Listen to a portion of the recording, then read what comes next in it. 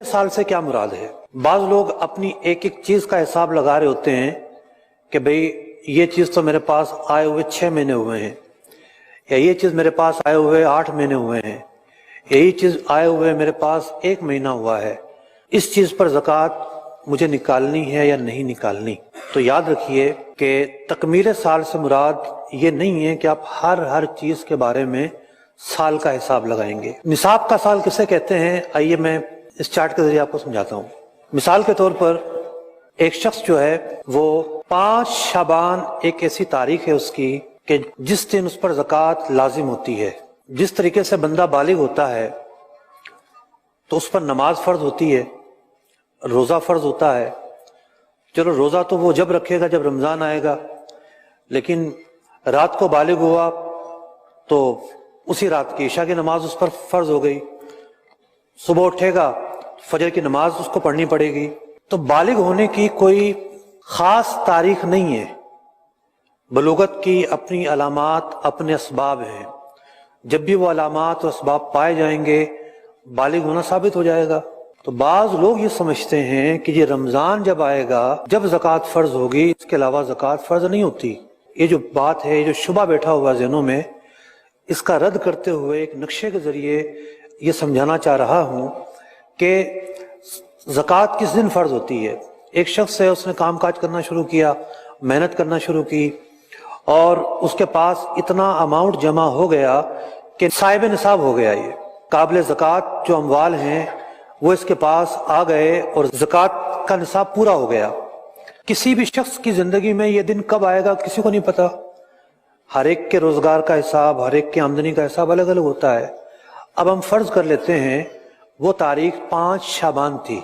5 शाबान के बाद रमजान का महीना आता है। शवाल, ज़िकादा, ज़ुल्हिज्जा, मुहर्रम, सफर, रबीउल अव्वल, रबीउल आखिर, जमादुल उला, जमादुल आखिर, रजब। अगले साल जब वही 5 शाबान की तारीख आएगी और 5 शाबान की तारीख आते हुए वही दिन और वही घंटे और वही मिनट आएंगे, ये वो लम्हा होगा जब साल का पूरा होना कहलाएगा। अब जो तारीख है ये ज़कात के निसाब के साल की जो तारीख होती है ये वो तारीख कहलाएगी।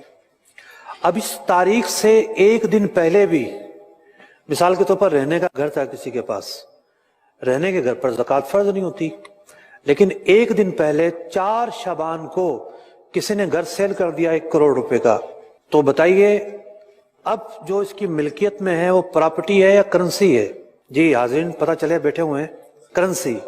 रहने के घर पर तो ज़कात नहीं थी, लेकिन अब वो प्रॉपर्टी कन्वर्ट होकर करेंसी की शक्ल इख्तियार कर चुकी है।